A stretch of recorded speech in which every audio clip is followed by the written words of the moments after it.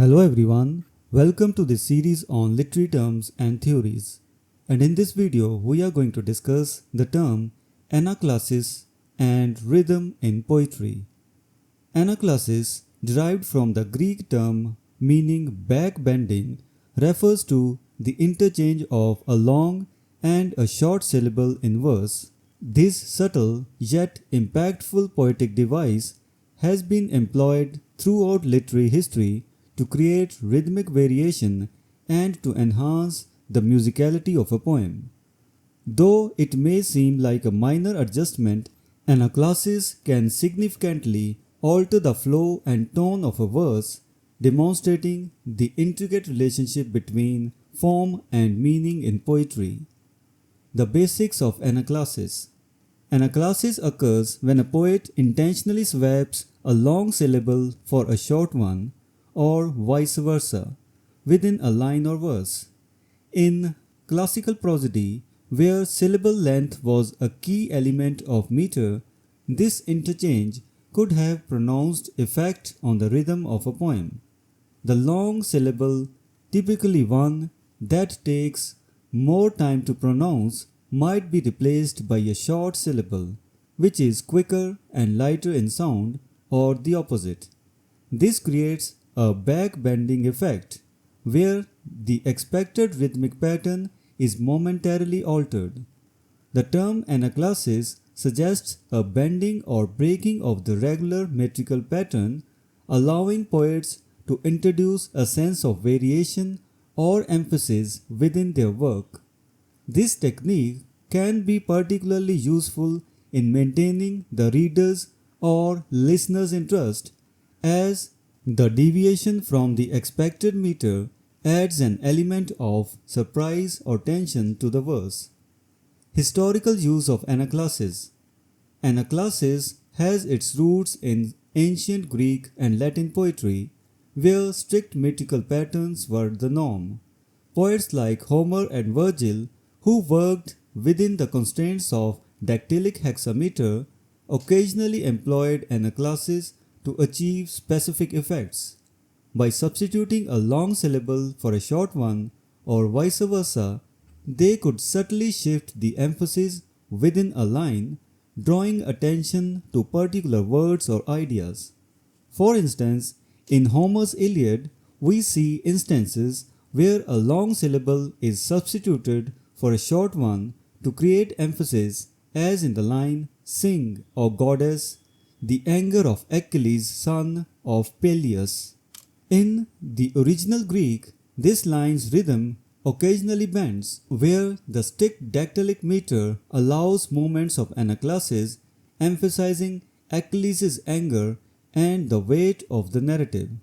Similarly, in Virgil's Aeneid, anaclasis is employed to convey the urgency or gravity of a situation.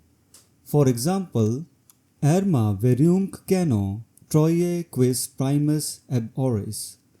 The expected rhythm occasionally shifts, reflecting the epic's themes of war and heroism, giving a dynamic quality to the verse.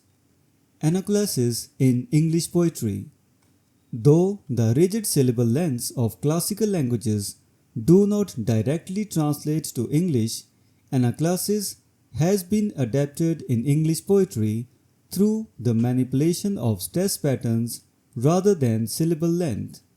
In English, where meter is typically based on the alteration of stressed and unstressed syllables, anaclasis can occur when a poet substitutes a stressed syllable for an unstressed one, or vice versa. Take, for example, the famous opening line from Shakespeare's Sonnet 18, "Shall I compare thee to a summer's day?" This line is primarily in iambic pentameter, but Shakespeare occasionally employs anaclasis within his sonnets. While this line adheres to the iambic meter, Shakespeare often bends the rules by interchanging stresses to draw attention to particular words or ideas. In T.S. Eliot's The Waste Land, anaclasis is used to disrupt the expected meter, creating a sense of disorientation that reflects the poem's themes or fragmentation and modern despair. April is the cruelest month, breeding.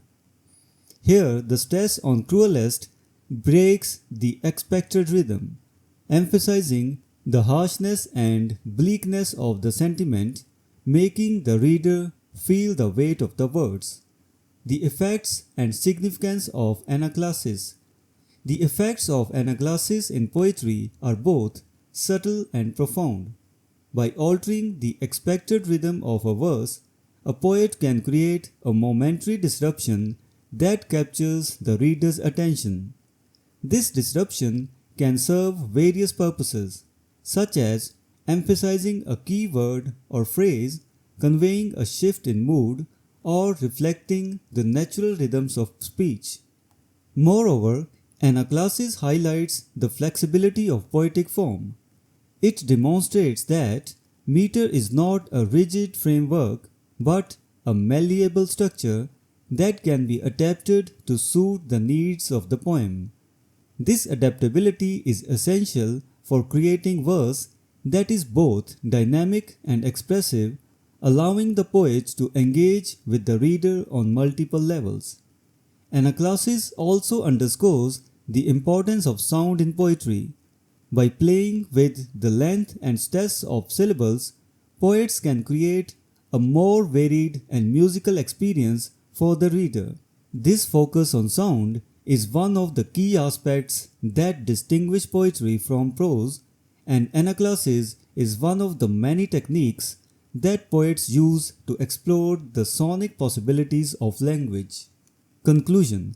Anaclasis, the back-bending of syllables in verse, is a powerful poetic device that contributes to the rhythmic and musical qualities of a poem. Whether in the strict metrical patterns or classical poetry or the stress-based meters of English verse, anaclasis allows poets to introduce variation and emphasis into their work, enhancing both the form and content of their poetry. While it may be a subtle technique, its impact on the reader's experience is significant, demonstrating the intricate interplay between rhythm, sound, and meaning in poetry. So this was the discussion on the term anaclasis. We will meet in the next video and discuss some other term. Until then, goodbye and thank you.